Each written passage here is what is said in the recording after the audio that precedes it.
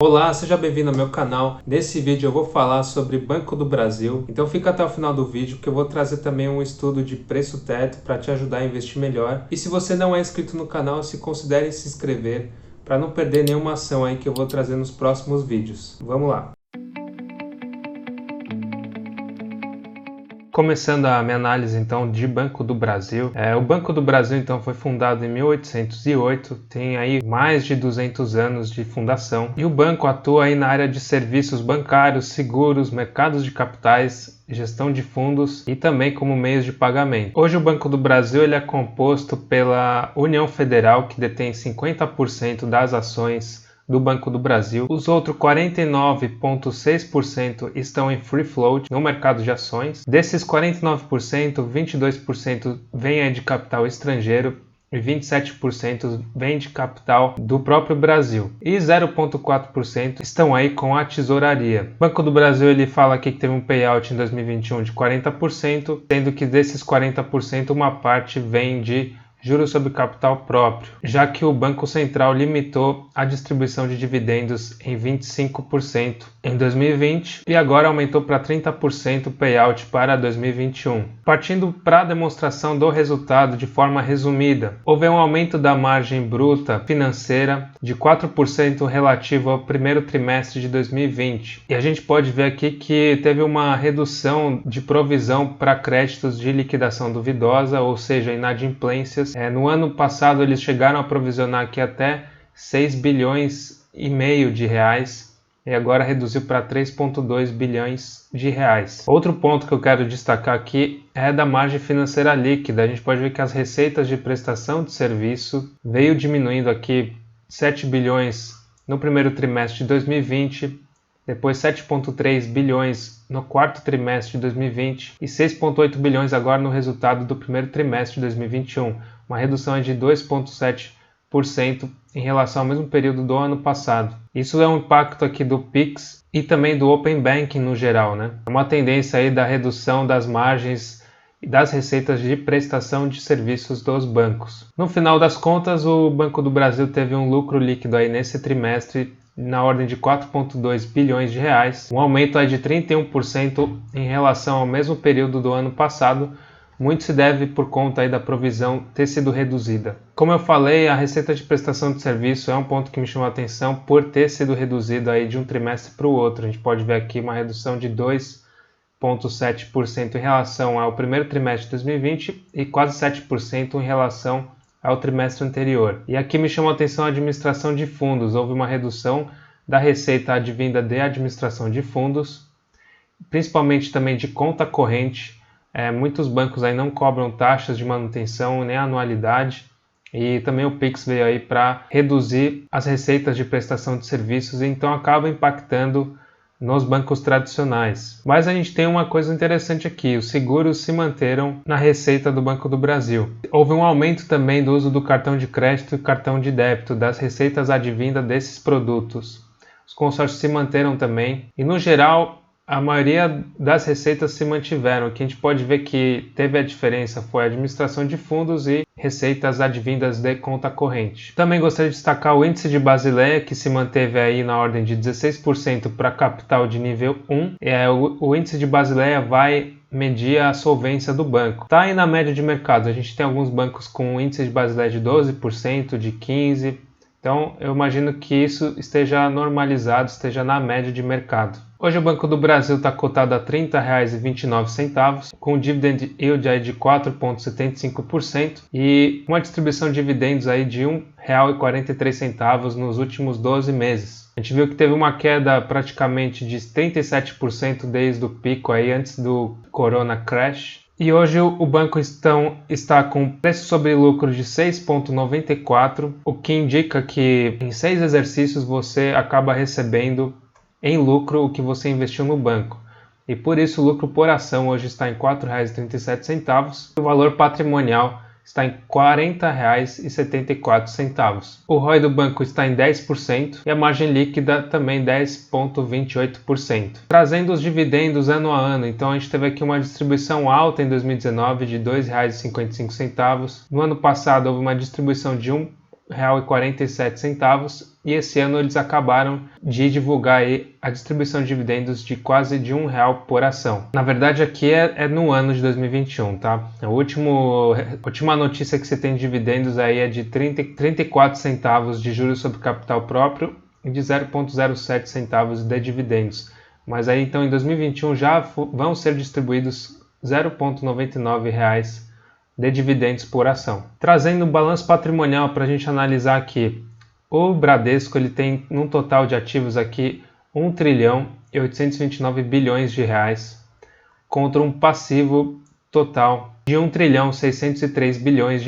Ou seja, o banco consegue pagar suas obrigações. Isso gera um patrimônio líquido de R$ 138 bilhões, composto aí por 90 bilhões em capital social. Eu queria destacar aqui também as reservas de lucro que o banco tem armazenado, de R$ 37 bilhões e lucros acumulados de R$ 4,158 bilhões. Isso acaba elevando o valor patrimonial por ação e acaba também elevando aí na hora de a gente avaliar o valor intrínseco da ação. Trazendo o fluxo de caixa, já no final aqui eu já olho se a empresa gerou ou não caixa. E o Banco do Brasil queimou aqui 113 bilhões de reais em caixa, mas isso tem uma explicação. Aqui em cima, nos caixas utilizados nas operações, a gente pode analisar que o banco ele despendeu 183 bilhões de reais em aumento de aplicações interfinanceiras de liquidez. O que é isso? É o CDI, é o banco emprestando para outro banco. Então, houve um aumento nessas aplicações. Então, por isso queimou caixa. Ele tinha lá na conta corrente e levou para aplicação interfinanceiras bancárias, 183 bilhões. Então, essa é a diferença aqui que acabou matando um pouco, reduzindo o equivalente de caixa, mas lembrando que isso acaba estando aí nos ativos do balanço patrimonial. Então nem sempre quando a empresa queima a caixa é algo negativo. Nesse caso ele queimou para guardar. Então essa é a interpretação que eu tenho do fluxo de caixa do Banco do Brasil. E aí trazendo a minha análise habitual de sempre, como eu faço com outras ações, aqui eu trago do BBAS3, Banco do Brasil. Eu coloquei aqui um estudo de precificação com base no modelo de Gordon que leva em consideração a distribuição de dividendos no ano. Para o Banco do Brasil, eu coloquei um retorno de 6,5%, porque eu acredito que, como é uma estatal e é um setor tradicional, a gente não vai ter retornos tão grandes assim, de 7,5%, 8,5% em dividendos. Normalmente, esses bancos tradicionais pagam de 6,5% a 7% ao ano, com uma taxa de crescimento baixa de 1% por conta de ser uma empresa já consolidada, não tem muito para onde ela crescer. Levando o resultado de 2019, o que foi distribuído de dividendos, eu cheguei num valor de R$ 46. Se a gente olhar, em 2019 a cotação estava andando por ali, então isso já mostra que a gente não está tão longe do esperado. Em 2020 foram distribuídos R$ 1,47 e fazendo também o mesmo retorno em taxa de crescimento, eu chego aí no valor de R$ 26,73. Também a gente pode ver que a ação andou nessa média entre R$ 24 e R$ 28, ficou ali flutuando.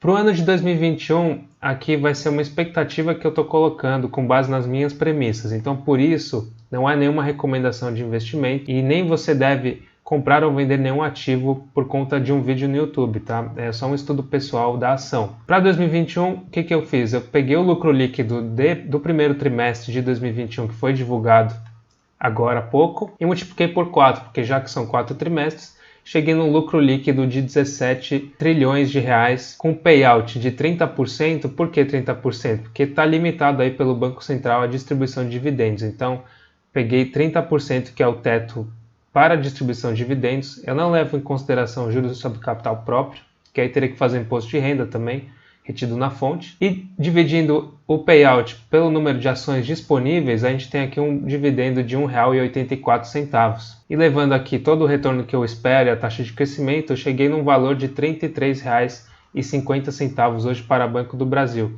Se a gente vê a cotação hoje está R$ 30. Então o mercado sempre está perto das nossas premissas, ele nunca anda tão longe assim. Mas para 2022 eu tenho uma visão um pouco mais otimista, porque eu acredito que o banco possa pagar mais dividendos, acabando aí toda essa questão de saúde que a gente está vivendo, vai ter uma liberação dos dividendos por parte do Banco Central. E eu coloquei aqui um payout de 60%, com um retorno de 7% em dividendos. É um pouco maior, né? E aqui eu chego então no dividendo de R$ 3,69 e um valor de R$ 61,50 para 2022. Lembrando que eu posso estar completamente errado, mas levando o valor patrimonial da ação hoje, que já é R$ 40, a ação está abaixo do valor do patrimônio líquido. Então eu não vejo algo tão distante de acontecer. Mas a cotação, na minha opinião, está nessa faixa dos 30, muito pelo risco político também. Ano que vem a gente pode ter vários problemas com eleições. Se não sair reforma tributária, reforma administrativa, eu acho muito difícil o mercado ajudar as estatais a andarem na Bolsa de Valores. Então, esse valor de R$ 61 poderá não ocorrer. E isso acaba abrindo, para quem busca dividendos, pode ser uma oportunidade, né? Trazendo o valor intrínseco da ação agora. O que é o valor intrínseco da ação? Ele leva em consideração o valor patrimonial por ação e o lucro por ação. Hoje o lucro por ação é de R$ 4,37 e o valor patrimonial é de R$ 40,74. Fazendo o valor intrínseco da fórmula do Benjamin Graham, eu chego aqui num valor intrínseco do ativo de R$ 63,29, que é bem parecido com o que eu estou projetando aí para 2022. E qual a minha opinião para Banco do Brasil? Eu vejo assim, eu não acho que a cotação vai subir até R$ 61 tão cedo. Talvez esse 2022 a gente possa ver mais para o segundo semestre ou final de 2022. Eu não vejo que o mercado tão otimista com estatais no momento. E por conta do risco político, vai ter eleição ano que vem.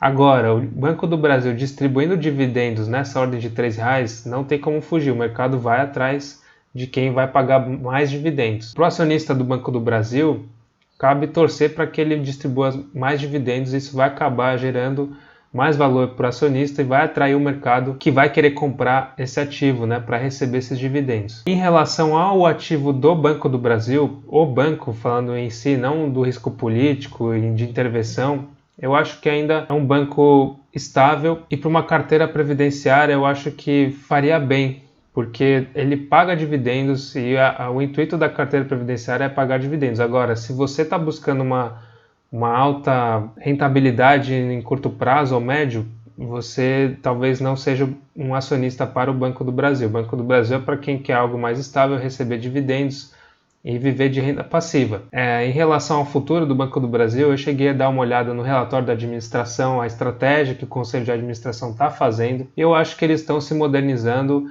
dentro do possível. Óbvio que eles não vão conseguir competir de igual para igual com as fintechs, porque as fintechs têm um aporte aí bilionário de investidores que apostam no crescimento.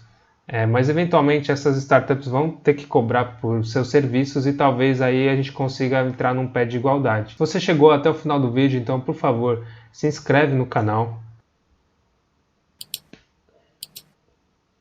e deixa o like para que esse conteúdo chegue aí mais para mais pessoas. É muito importante a sua inscrição e o like no vídeo para que eu continue motivado a trazer mais análises de ações. E comenta aqui também qual ação você quer que eu analise aí nos próximos vídeos, tá bom? Muito obrigado aí pela sua atenção e até a próxima.